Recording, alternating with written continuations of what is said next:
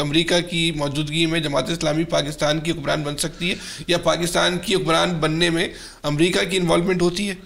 ہوتی تو ہے، تو پھر جماعت اسلامی بن سکتی ہے؟ نہیں، بالکل ہو سکتی ہے. اصل شرط ہے عوام، رائے عامہ اگر آپ کے ساتھ ہو اور وہ رائے عامہ پھر میچور ہوتی چلی جائے، ٹھیک ہے، اور آپ ایک زمینی حقیقت بن جائیں، صحیح ہے، تو پھر امریکہ کو بھی حماس سے بات کرنی پڑتی ہے نا، جس کو دہشت گرد قرار دیا ہوا ہے، مذاکرات تو اسی سے کر رہا ہے نا، اس لیے کہ وہ ایک گراؤنڈ ریئلٹی ہے. تو پاکستان میں بہت ساری سیاسی جماعتیں اس وقت امریکہ میں لابنگ کرتی ہیں، لابنگ فرم ظاہر کرتی ہیں، تو آپ کی بھی کوئی لابنگ فرم ہے وہاں پہ؟ نہیں، اس طرح تو ہم نہیں کرتے. اور دیکھیں، ہم تو اپنی اصول کی بنیاد پہ کھڑے ہوئے ہیں، اور بات چیت کرنے میں ہمیں کسی سے کوئی مسئلہ نہیں ہے. ہم امریکیوں سے بھی بات کرتے ہیں، ہم برطانیوں سے بھی بات کرتے ہیں، ہم تمام اس لیے لابنگ کرتے ہیں کہ وہاں کی حکومت آپ کے لیے لابنگ کرے. نہیں، اس کی ضرورت نہیں ہے ہمیں. دیکھیں، جن کو مصنوعی سہارے چاہیے ہوتے ہیں وہ یہ کام کر سکتے ہیں.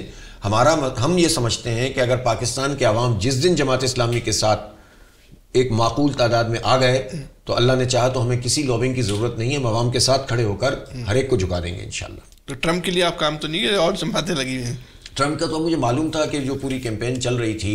دیکھیں، ٹرمپ کی کیمپین کیا ہے، ٹرمپ اور وہ کیا تھیں خاتون، ہیرس، کمالا ہیرس، ان کی کیمپین میں یہ بات چل رہی تھی کہ کون زیادہ اسرائیل کے ساتھ ہے. ٹھیک ہے نا، جہاں پر یہ کیمپین چل رہی ہے وہاں توقعات باندھنے والوں کو پتہ نہیں، اللہ ہدایت دے. اب ہوا یہ کہ لوگوں نے سمجھا کہ ٹرمپ چونکہ ذرا ڈیسیجن لینے میں تیز ہے تو ہو سکتا ہے کہ وہ کوئی ذرا سا اقدامات کر دیں. تو ہر طرف یہ امیدیں تھیں کہ ٹرمپ آ جائیں. وہ بڑی پتہ نہیں آیت کریمہ کے ورد ہو رہے تھے، کیا ہو رہا تھا کہ ٹرمپ آ جائے، لیکن ہمیں پتہ تھا کہ کچھ بھی نہیں ہونا. اور امریکہ کی ظاہر ایک اسٹیٹ پالیسی ہے، اس میں ٹرمپ کچھ آگے پیچھے کرتے ہیں، لیکن ایک حد سے زیادہ تو کوئی بھی نہیں کر سکتا ہے. اصل بات تو یہ ہے کہ خود امریکہ میں ایک غصہ اور موجود ہے ٹرمپ کے حوالے سے.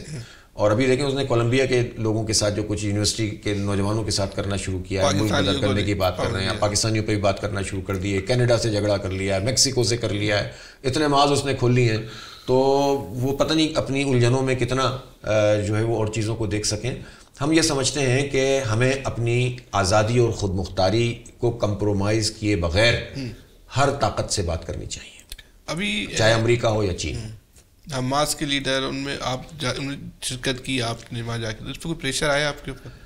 نہیں، اب سمجھتے آپ نے یہ پولیٹیکلی صحیح فیصلہ کیا تھا؟ صحیح، حق اور سچ کے ساتھ کھڑے ہونا چاہیے. اس کی قیمت بھی ادا کرنی پڑے تو دینی چاہیے. اس کی کوئی قیمت اب تک ادا کی ہے؟ تو فی الحال تو کوئی ایسی چیز نہیں ہے. پاکستان میں الحمدللہ ایک کنسنسس